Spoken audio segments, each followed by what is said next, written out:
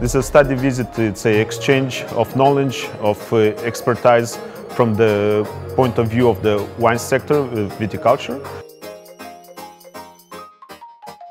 Notre rôle dans ce projet est d'apporter notre expérience et nos connaissances en matière de développement durable ainsi que d'export des vins.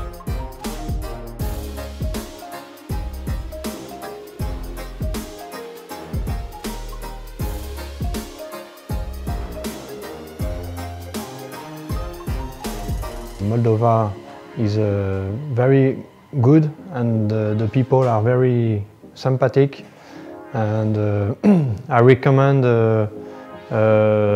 all French people to come here and to visit the city and the vineyards.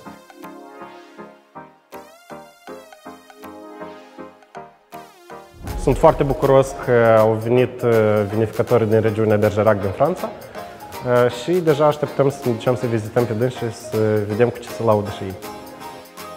I went in Moldova to discover every wine you produce. I discover your great variety of Moldova, like Feteasca Negra. Main objective of the project is to improve the internationalization and the sustainability of the French and Moldovan wine sector through cooperation.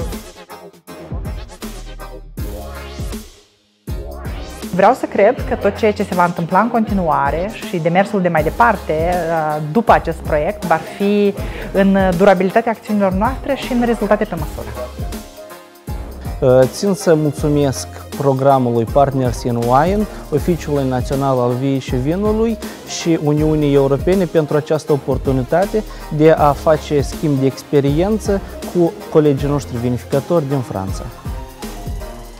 And we thank you very much, and we are keen to continue our collaboration in the future.